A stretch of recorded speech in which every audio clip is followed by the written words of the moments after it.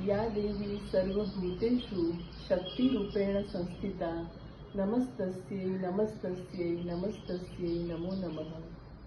श्रद्धेय सविता दीदी को मेरे कोटि कोटि प्रणाम।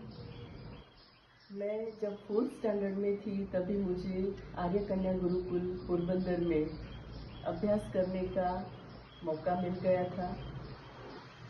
4th स्टैंडर्ड में ही नीतिशतकम, Panchatantra, Satyarth Prakash, Sanskrit as a subject होना ये बहुत बड़ी बात होती है जो लोगों को पूरे जीवन में प्राप्त नहीं हो पाती है।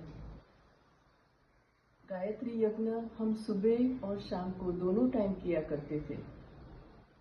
प्राणायाम, योगासन और बहुत अलग अलग व्यायाम की विद्याएं जैसे ये लाठी है, डम्बेस बालबेस है, ये सब हमें इतनी छोटी उम्र से ही उसका ज्ञान शुरू हो गया था।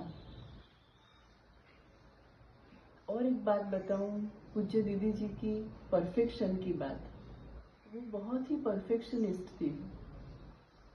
बहुत छोटी छोटी बातों का वो बहुत गहराई से ध्यान देके उसको सुधारने की हमेशा कोशिश उनकी रहती थी।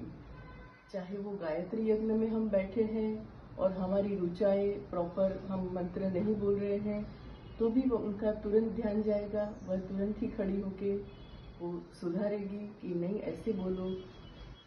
चाहे नृत्य नाटिका हो, जब हमारी बहुत बड़ा जब सांस्कृतिक कार्यक्रम हुआ करता था तो उसके लिए 2-3 महीने पहले से गुरुजी मणिपुर से आया करते थे। मृदंग वगैरह लेकर मणिपुर से आते थे गुरुजी। तो हमारी 2 महीना तक 3 महीना तक हमारी प्रैक्टिस चलती थी। पर लास्ट 5-7 डेज जब पूज्य दीदी उधर आकर हमारे सामने बैठकर हमारी प्रैक्टिस देखती थी, इतनी बारीकाई से म्यूजिक के ऊपर, लाइटिंग्स के ऊपर, कोरियोग्राफी के ऊपर उनका ध्यान जाता था। सभी विद्यार्थिनियों के एक एक मूवमेंट पे वो ध्यान देती थी और उनको इतना सुधार के एक इतना अच्छा ओप देती थी कि वो प्रोग्राम शानदार हो जाता था। उनकी शारीरिक स्वास्थ्य के बारे में भी जो बच्चियों को जागरूकता देना, वो भी मुझे बहुत याद आ रहा है कि उनके हर एक वक्तव्य में वो शारीरिक स्वास्थ्य और स्त्री का शारीरिक स्वास्थ्य कितना जरूरी है उसके बारे में वो बहुत ध्यान देती थी। हर रोज का जो खाना है उसको कैसे खाया जाए, खाने से पहले जो मंत्र बोल के हम लोग खाते हैं तो उसका क्या महत्व है। साथ में हर रोज रात को बच्चियों को कड़ू की रायता, कभी मेथी के दाने, ये सब का देना जो कि रेगुलर था। तो तभी से इतनी छोटी उम्र से हमारे में वो बीज रोपा गया था कि स्वास्थ्य को कैसे अच्छे से संभाल के रखना है और कितना जरूरी है। हमारे हर एक क्लासरूम के बाहर लिखा था सत्यम वद धर्मम चर।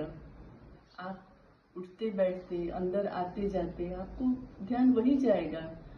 तो इसका एक एक जो शब्द है वो हमारे अंदर, हमारे मन में उसका बहुत गहरा प्रभाव था। आध्यात्मिक स्वास्थ्य के बारे में आप सोचिए कि क्या उनकी गहराई थी, सोच क्या थी कि इतनी छोटी उम्र से ही हम भगवत गीता, सत्यार्थ प्रकाश, गायत्री यज्ञ का करना, नीति शतकम का पढ़ना, ये सब हमारे अंदर इतनी बचपन से ही बीज रोपे गए थे।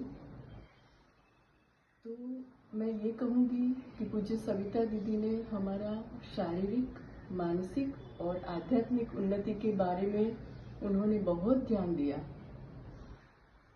आर्य कन्या गुरुकुल की हर एक विद्यार्थिनी जहाँ जहाँ विश्व में होगी, वह अपने परिवार में, अपने आसपास के संकुल में, और मैं ये कहूँगी कि पूरे विश्व में उनका जो उसकी जो महक है, उनकी विद्या की महक, पूज्य सविता दीदी के दिए गए एक ज्ञान की महक वो फैलाती रहेगी।